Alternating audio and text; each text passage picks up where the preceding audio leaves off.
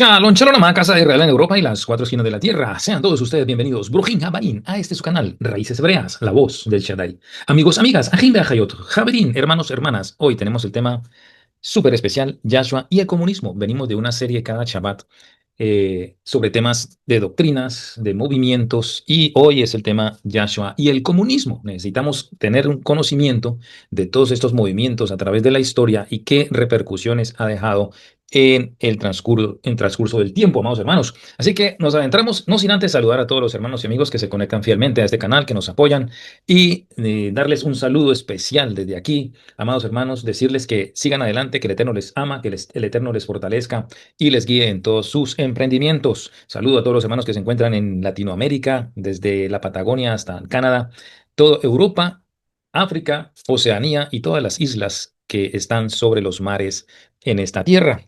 Así que nos adentramos en el tema del comunismo, que es una ideología política y económica. No es compatible con la Biblia ni con las enseñanzas de Yahshua, por varias razones fundamentales, claro. Vamos entonces, en este estudio, en esta enseñanza, vamos a ver puntos más destacados, más importantes. Recuerden que estos videos son cortos, son básicos, pero que nos dan, digamos, pie a seguir investigando, a dejarnos algún tipo de conocimiento. Eso es lo más importante. Y siempre es confrontando con las escrituras desde las raíces hebreas, o sea, desde las sendas antiguas, amados, lo que vino a enseñar nuestro Mashiach, a abrirnos el entendimiento para que pudiéramos entender las escrituras, valga la redundancia. Amados, entonces el comunismo, como decía, es ideología política y económica. Ahora, en el comunismo hay una negación de lo espiritual y de, claro, de Dios, de Yahweh.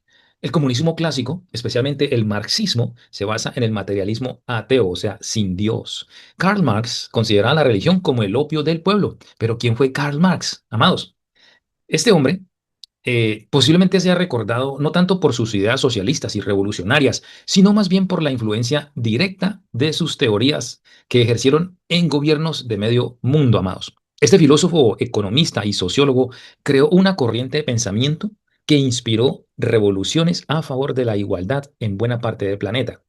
Sin duda alguna, como figura histórica no deja indiferente a nadie. Politólogos, científicos, humanistas, políticos, académicos. En sus obras se han basado en movimientos políticos como aquellos vinculados al feminismo colectivista, el antirracismo y el ecologismo, así como los comunistas y parte de los anarquistas en general.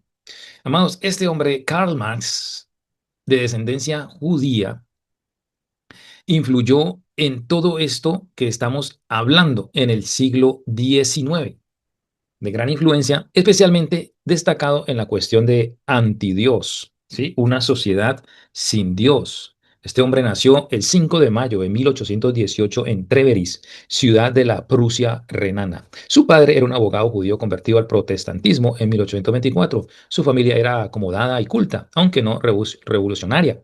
Después de cursar en Treveris los estudios de bachillerato, Marx se matriculó en la universidad, primero en la de Bonn y luego en la de Berlín, siguiendo la carrera de Derecho, más estudiando sobre todo historia y filosofía. Terminados sus estudios universitarios, en 1841 presentó una tesis sobre la filosofía de Epicuro. Sus ideas eran todavía entonces las de un idealista hegeliano. ¿Ya? En Berlín se acercó al círculo de los hegelianos de izquierda, Bruno Bauer y otros, que intentaban sacar de la filosofía de Hegel conclusiones ateas y revolucionarias. Amados, no es necesario que nos adentremos mucho en la historia de Marx, pero este hombre fue el que introdujo el tema del comunismo, ¿sí? El tema del comunismo a través de toda su filosofía, pues trajo una influencia poderosa en lo que fue en los países nórdicos, los países de Rusia y todo, para comenzar con el comunismo. Amados, este hombre, Karl Marx, consideraba la religión entonces, como dijimos, el opio del pueblo, es decir, algo que adormece a la gente. Los regímenes comunistas han perseguido sistemáticamente la fe en Dios. China, Rusia, anteriormente, no permiten, amados, que se hable de un Dios, cerrando iglesias, persiguiendo creyentes y promoviendo el culto al Estado en lugar del Creador. Como dice Romanos, que prefirieron darle gloria a las cosas creadas que al mismo Dios. Ahora, hay una incompatibilidad bíblica, que es la Biblia pone a Yahweh en el centro de todo. Y Yahshua dijo, amarás al Señor tu Dios con todo tu corazón, con toda tu alma y con toda tu mente. Mateo 22:37. Entonces vemos esa gran diferencia. Cuando un movimiento quiere sacar a Dios, pues, lógicamente va a tener sus ideales en contra de ese Dios. no va a querer nada, absolutamente nada que ver con la fe. Ahora, hay un colectivismo forzado que va en contra de la generosidad voluntaria. El comunismo impone una redistribución de la riqueza por medio del Estado. Esto es algo que está sucediendo en muchos países de Latinoamérica, especialmente en Colombia, las ideologías izquierdistas. Amados, confiscando, aparte de eso, propiedades y eliminando la propiedad privada. En cambio, en el libro de los Hechos vemos el contraste. Los creyentes compartían sus bienes voluntariamente, no por obligación del gobierno. ¿Sí? En Hechos 4:32 podemos leer eso. Nadie decía hacer suyo propio nada de lo que poseía, sino que tenían todas las cosas en común. Esto era por convicción del Espíritu Santo, no por imposición de un gobierno, de un Estado. También se trata la dignidad del trabajo y la recompensa. La Biblia enseña que cada persona debe trabajar y que el trabajo honesto es digno y debe ser recompensado. Segunda de Tesalonicenses 3:10 nos dice, el que no quiera trabajar, pues que tampoco coma. En cambio, en muchos sistemas comunistas se eliminó el incentivo individual al esfuerzo y se recompensaba igual a todos, independientemente del mérito o dedicación.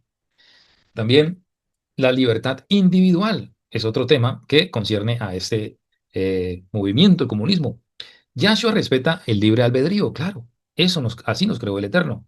Él llama, pero no obliga. El comunismo, en cambio, reprime la libertad individual, controla la vida de las personas dando promesas y promesas, y eso lo estamos viendo ya también constantemente en estos últimos tiempos por una agenda que se debe cumplir y muchas veces actúa como una dictadura, lo cual va en contra del diseño de Dios. Gálatas 5:1 nos dice, para libertad fue que el Mesías nos libertó, amados. También hay violencia revolucionaria en contra del amor al prójimo, imagínense. O sea, estas dos fuerzas, la violencia revolucionaria y el amor al prójimo. Muy importante tener en cuenta este punto. El comunismo ha promovido revoluciones violentas para derrocar sistemas. O sea, no importa por quién tenga que pasar, no importa lo que tengas que hacer para alcanzar esos objetivos. Así, de esta manera, causando millones y millones de muertes, como en la Unión Soviética, en China, en Camboya, etcétera. Yahshua, en cambio, enseñó el amor al enemigo, la paz y el perdón, como dice Mateo 5:44. Amad a vuestros enemigos, bendecid a los que os maldicen. Amados, este tema es de suma importancia. Necesitamos entenderlo, porque la Biblia rechaza, ¿sí?, el comunismo por este tipo de cosas que hemos visto, la obligación, la imposición, cuando el Eterno a nosotros nos creó libres para amar libremente, para hacer las cosas libremente. ¿Sí? Ahora, hay dos divisiones, perdón, dos visiones del mundo en conflicto. El comunismo lleva a dos visiones de un mundo en conflicto. Por ejemplo, el comunismo y las enseñanzas de Yahshua presentan cosmovisiones radicalmente diferentes. La naturaleza humana, la propiedad, la estructura social, el papel de la autoridad, ¿sí? También vemos, vamos a tocar el tema de las raíces filosóficas del comunismo, la visión hebrea, en contra, ¿sí? Contra la visión hebrea. ¿Qué dice la filosofía comunista y qué dice la visión hebrea? ¿Cuál es la visión original de Dios? El concepto de la propiedad en la Torá y el Nuevo Testamento, el sistema económico de la comunidad primitiva en Hechos y diferencias esenciales entre el comunismo y el reino de Dios. ¿Por qué el comunismo fracasa teológicamente? Y la postura de Yahshua sobre el Estado y la economía. Los fundamentos filosóficos del comunismo contra la visión hebrea. Esos principios del comunismo marxista incluyen un materialismo dialéctico, o sea, niega todo lo que sea espiritual, lo que sea fe, creencias. Lucha de clases, o sea, quitar todo tipo de clases y que todos sean iguales. Esto divide la sociedad, amados. Abolición de la propiedad privada, como lo habíamos dicho anteriormente, y un ateísmo militante. Todo aquel que profese alguna fe sería encarcelado o, digamos, despatriado o muerto por esta situación. La visión hebrea de la sociedad. Vamos a ver que la sociedad es importante en la cuestión de hebrea. Dios como dueño absoluto. Dios es el dueño de todo, como dice Levítico 25:23. Por favor, acompáñame ya. Levítico 25, verso 23. Vamos a leerlo. Dice, la tierra no se venderá a perpetuidad, porque la tierra mía es, dice Yahweh. Pues vosotros, forasteros y extranjeros, sois para conmigo. Vemos entonces la visión hebrea es que el dueño de la tierra es Yahweh y vemos cómo se originan guerras en una nación contra otra nación por pedazos de tierra, lo que estamos viendo en la guerra Rusia y Ucrania. Propiedad privada con responsabilidad social, como lo enseña la palabra en Éxodo, perdón, capítulo 20, verso 15. Vamos por favor allá. Éxodo 20, verso 15. Dice de la siguiente manera, propiedad privada con responsabilidad social. Dice, no hurtarás, no hurtarás. Vamos, esto es importante. ¿Por qué? Porque cada cual tiene el derecho de poseer algo, ¿sí? Pero no es por perpetuidad, sino que algo que le corresponde, que lo ha ganado, que lo ha adquirido con derechos, lo ha pagado, ¿cierto? Lo ha trabajado, con el caso de Abraham cuando compró la tumba de Macpela para enterrar a su esposa. O sea, hay un derecho por eso, porque se hizo un trato. La justicia social basada en la Torá, como dice Deuteronomio o Devarim, vamos a Devarim capítulo 15, amados, por favor, aquí se nos habla de todo esto, el año de la remisión. Sí, cada 7 años harás remisión. Y esta es la manera de la remisión. Perdonará a su deudor todo aquel que hizo empréstito de su mano, con el cual obligó a su prójimo, no lo demandará más a su prójimo o a su hermano, porque es pregonada la remisión de Yahweh. Esto quiere decir que hay un tiempo de 7 años. En el séptimo año se perdonan las deudas, mis amados hermanos. Qué bonito eso que le enseña el Eterno. Pero aquí en este mundo, si no te pagan, ¿cuántos no han pagado con su propia vida ni siquiera por cosas grandes, solamente cosas insignificantes, que realmente a nosotros nada nos pertenece, todo se nos fue dado? ¿Ok? El valor sagrado del trabajo también es muy importante sobre la visión hebrea de la sociedad. Como dice Génesis, vamos al primer libro de la Biblia, Génesis 2:15, dice lo siguiente: tomó pues Yahweh Dios al hombre y lo puso en el huerto del Edén para que lo labrara y lo guardase. El Eterno le dio esa habilidad al hombre para que labrase el huerto, que cuidara como un mayordomo, ¿cierto? Esa es la visión hebrea de nosotros, cuidar lo que el Eterno pone en nuestras manos. La propiedad en la perspectiva bíblica, otro tema, principios de la Torá sobre la propiedad, el derecho a la herencia familiar. Estas cosas en el comunismo son abolidas, son restringidas, amados, pero el Eterno en su palabra enseña esto. Vamos a Números capítulo 27, ¿sí? Números 27, verso 1, vamos a mirar qué nos dice. En el verso 1 dice, vinieron las hijas de Zelofehad, hijo de Jefer, hijo de Galaad, hijo de Maquir, hijo de Manasés, de la familia de Manasés, hijo de José, los nombres de las cuales eran Maala, Noa, Ogla, Milca y Tirsa.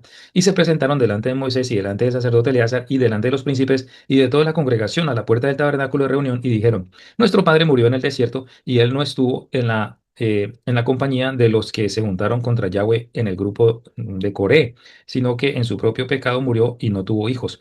¿Por qué será quitado el nombre de nuestro padre de entre su familia por no haber tenido hijo? Danos heredad entre los hermanos de nuestro padre. Y Moisés llevó la causa delante de Yahweh. Y Yahweh respondió a Moisés diciendo, bien dicen las hijas de Zelofehad, les darás la posesión de una heredad entre los hermanos de su padre y traspasará la heredad de su padre a ellas. Entonces, Dios es justo, pero vemos aquí en un mundo que es avaricia, que si tienen la oportunidad de quitarte lo que es tuyo, te lo quitan. Y lo estamos viendo, vamos, hermano. La gente está trabajando por un mes, por un salario, y ese salario de alguna u otra manera te lo quieren quitar, ya sea con impuestos, inventando impuestos, acrecentando las tarifas, todo esto, eso es quitar, amado. El Eterno es justo. ¿Y qué dijo? Respondió, tienen derecho a su propiedad. También la prohibición del robo, como lo leímos ahora, no hurtarás, ¿sí? O prohibir el robo. El Eterno no quiere que nadie le quite nada a nadie. Estamos viendo un mundo que se deteriora más en el robo. Esto lo vemos en toda situación, en los trabajos, en cualquier entidad, amados hermanos. La persona cuando ve alguna oportunidad de robar lo hace. Ya no hay ese temor. Entonces el Eterno establece estos principios para que el ser humano se forme de una manera correcta, responsable contra su prójimo, ¿verdad? En favor de su prójimo también. El año del jubileo también es un tema importantísimo en la propiedad de la perspectiva bíblica, la restauración de las propiedades, como lo dice Levítico capítulo 25 sobre el año de Shemitah, y también el jubileo, que es el tema, después de 50 años, se devuelve la tierra a sus dueños, amados. Ahora, también vemos el ejemplo de Yahshua con respecto a la propiedad. Vemos allá en Lucas, vamos por favor a Lucas. Lucas Mateo, Marcos, Lucas, capítulo 19, vamos allá. Lucas 19, verso 8. Lucas 19, verso 8 dice, entonces Zaqueo, puesto en pie, dijo al Señor, o sea, a Jesús, a Yahshua, he aquí, Adón, la mitad de mis bienes doy a los pobres y si en algo he defraudado a alguno, se lo devuelvo cuadriplicado. cuadriplicado, imagínense. O sea, este hombre entró en razón, este hombre era un avaro, le quitaba las propiedades o hacía negocios sucios, pero en este momento que tiene el encuentro con el Mashiach, le aclara todo lo que está haciendo, le hace ver que está haciendo daño a su prójimo y espontáneamente dice que va a restaurar lo que ha hecho. Es importante nosotros entender esto sobre el respeto a la propiedad, a las cosas que no son nuestras. Y si hemos hecho daño a alguna persona, la restauración es muy importante. Esto lo enseña la perspectiva bíblica. ¿Ya? Vemos una sociedad que se deteriora cada día más en este tipo de cuestiones. La parábola de los talentos en Mateo 25 14 al 30 nos habla también sobre esto de nosotros superarnos, de trabajar lo que se nos ha puesto en nuestras manos, ¿sí? Y el mismo Mashiach en Mateo 22 20 también dice algo muy importante, dar a quien le corresponde cada cosa, a cada cual lo que le corresponda. A ver, ¿qué quiero decir con esto? Lo que dijo él en Mateo 22, vamos allá, Mateo 22 21. Mateo 22 21 dice de la siguiente manera. Le dijeron de César y les dijo, dad pues a César lo que es de César y a Dios lo que es de Dios. O sea, imagínense que él no está imponiendo una religión donde solamente es para acaparar, como hemos visto también en los movimientos de la falsa prosperidad, que quieren acaparar, quitar dinero. No, el Eterno dijo, deben dar y corresponder y cumplir con sus obligaciones tanto para la sociedad como para Dios. Ya, no es para un solo lado, es para ambos, es algo equilibrado dentro de los principios bíblicos. Ahora, la comunidad primitiva, en el libro de Hechos vemos algo bastante interesante. En Hechos capítulo 2 del 44 al 45, por ejemplo, vamos allá, vamos a leerlo, amados hermanos. En Hechos, libro de Hechos capítulo 2 versos 44 y 45. A ver, vamos a leerlo. Y vamos a ver un tipo de, entre comillas, comunismo, pero comunismo de los creyentes. A ver, dice... eh, Y sobrevino temor a toda persona, y muchas maravillas y señales eran hechas por los apóstoles. Todos los que habían creído estaban juntos y tenían en común todas las cosas, y vendían sus propiedades y sus bienes y los repartían a todos según la necesidad de cada uno. Mire qué hermoso. Y perseverando unánimes cada día en el templo y partiendo el pan en las casas, comían juntos con alegría y sencillez de corazón. Entonces vemos este interés de compartir, compartir. Lo que vemos en este mundo es solo para mí, esto es mío y no lo comparto con nadie más. Y si puedo quitártelo, te lo quito. Pues es bonito lo que la palabra nos enseña. También la voluntariedad es característica aquí, dar con voluntad, dar sin interés, dar de corazón, ¿cierto? Esto es una base perfecta para unas buenas relaciones personales con tu prójimo, con tu vecino, con tu familiar. Es importante tener en cuenta estos puntos que nos da la Biblia. Ahora, hay problemas teológicos del comunismo, por ejemplo, la antropología errónea, su antropología errónea, niega el pecado original. ¿Sí? Es una cuestión de negar todo lo que viene de Dios. Cree en la perfectibilidad humana sin Dios, o sea, un humanismo, ¿ok? Fomenta el humanismo. Tú puedes, el ser humano lo que necesita es trabajar en sí mismo y va a lograr, aunque no crean en Dios, puede llegar a la altura de un Dios. Ahora, su rechazo. El comunismo rechaza a lo trascendente, ¿sí? El ateísmo como dogma, persecución a la religión históricamente. Vemos cómo en estos países comunistas se persigue, se mataron, se castigaron, se torturaron todos aquellos que tenían una especie de fe. Ese ateísmo como dogma lo enseñan, o sea, lo enseñan el ateísmo, solamente materialismo, nada más. Ahora, hay un fracaso práctico. ¿Cómo vemos ese fracaso práctico del comunismo? Más de 100 millones de víctimas en todo lo que va de la historia, como mínimo. Destrucción de hogares, de familias. Económicamente insostenible. Vemos como países como Cuba, países que han caído en esto del comunismo, como la pobreza abunda, amados hermanos. Ahora, la postura de Yahshua sobre el Estado y la economía, un punto muy importante. Sus enseñanzas son claves. Yahshua habló del reino. Sí, como dice Mateo 6:33, buscad primeramente el reino de Dios y su justicia, y todas las demás cosas serán añadidas. Ya eso nos enseñó acerca de la responsabilidad individual. Por favor, vamos a Segunda de Tesalonicenses, segundo libro o carta más bien, de Tesalonicenses, en el capítulo 3 verso 10 dice lo siguiente, amados, porque también cuando estábamos con vosotros os ordenábamos esto. Si alguno no quiere trabajar, tampoco coma. Importante lo que enseña. O sea, debe de haber una responsabilidad tuya de conseguir para ti, para tu familia, de Trabajar para responder por tus obligaciones. También una justicia con misericordia, como dice Mateo 23:23. Vamos a ver Mateo 23:23, una justicia con misericordia. Vamos a leerlo. Mateo 23:23 dice lo siguiente: Ay de vosotros, escribas y fariseos, hipócritas, porque diezmáis la menta y el eneldo y el comino, y dejáis lo más importante de la ley, la justicia, la misericordia y la fe. Esto era necesario hacer sin dejar de hacer aquello.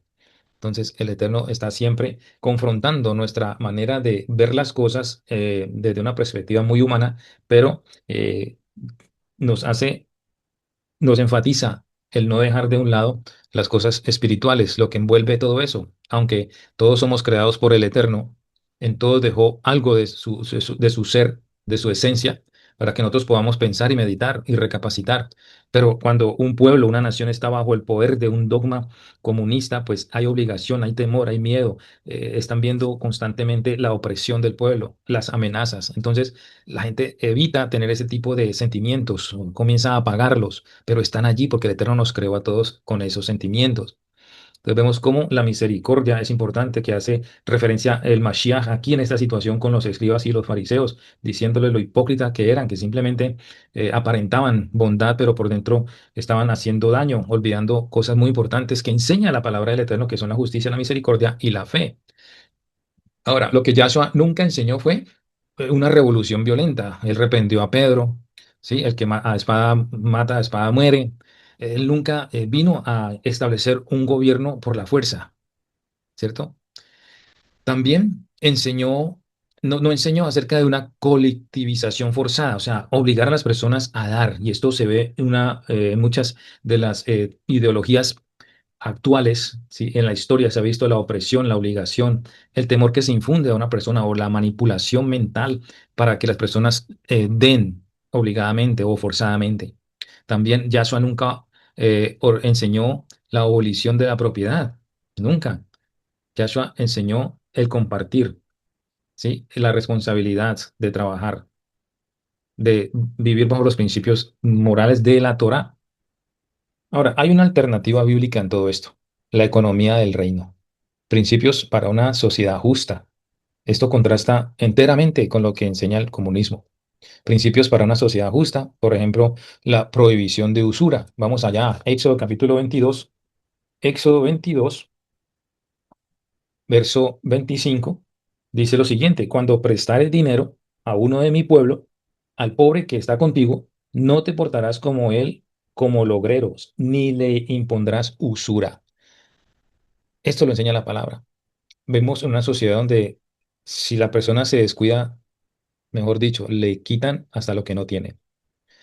También la economía del reino enseña a ayudar al necesitado. Vamos a Deuteronomio capítulo 15 nuevamente. Esto es la Torá, porque son los primeros 5 libros del Pentateuco, de los libros de Moisés, y aquí se enseñan todos esos principios. Esto es lo que llaman la ley, pero son instrucciones para todo aquel que hace parte del pueblo de Dios. Capítulo 15, versos 7 y 8 dice: Cuando haya en medio de ti menesteroso de alguno de tus hermanos en alguna de tus ciudades, en la tierra que Yahweh tu Elohim te da, no endurecerás tu corazón ni cerrarás tu mano contra tu hermano pobre, sino abrirás a él tu mano liberalmente y en efecto le prestarás lo que necesite. Tremendo. Estos principios fundamentales para una vida sana, una vida de amor, de compañía, de ayuda. También el salario justo, algo que vemos aquí, como les decía al principio, la gente trabaja por un salario, pero de una u otra manera quieren inventar, crear más impuestos, de una manera u otra quitar ese dinero para que al final no llegues a final de mes, ¿cierto? Entonces, la palabra sí enseña que debe haber un salario justo. En Levítico capítulo 19, Levítico o Vaikra en hebreo, Levítico 19, vamos allá, capítulo 19, verso 13, nos dice lo siguiente: No oprimirás a tu prójimo, ni le robarás, no retendrás el salario del jornalero en tu casa hasta la mañana. Mire que era pagar a diario, la jornada, la jornada. Ahora, se crearon el pago semanal o el pago quincenal o el pago mensual. Ya, pero igual el salario debe pagarse. Vemos situaciones donde muchas personas están trabajando de sol a sol y al final les están reteniendo su salario, que hay problemas, que esto 1, 2, 3, 4 meses, una persona que tiene que pagar sus obligaciones y que no se les remunere la manera de vida o muchas veces por capricho, esto lo aborrece el Eterno. Libertad económica con responsabilidad, o sea, el Eterno no está en contra de que nosotros podamos tener riquezas. Vamos a Segunda de Corintios, la carta a los Corintios en el Nuevo Pacto. Capítulo 9 versos 6 a 7. Capítulo 9 versos 6 a 7, dice Pablo, por esto digo, el que siembra escasamente también segará escasamente, y el que siembra generosamente, generosamente también regará o segará. Cada uno de como propuso en su corazón, no con tristeza ni por necesidad, porque Dios ama al dador alegre. O sea, libertad económica con responsabilidad. Amados, si el Eterno nos bendice a nosotros, tenemos la capacidad de poder ayudar a otros con generosidad. Sí.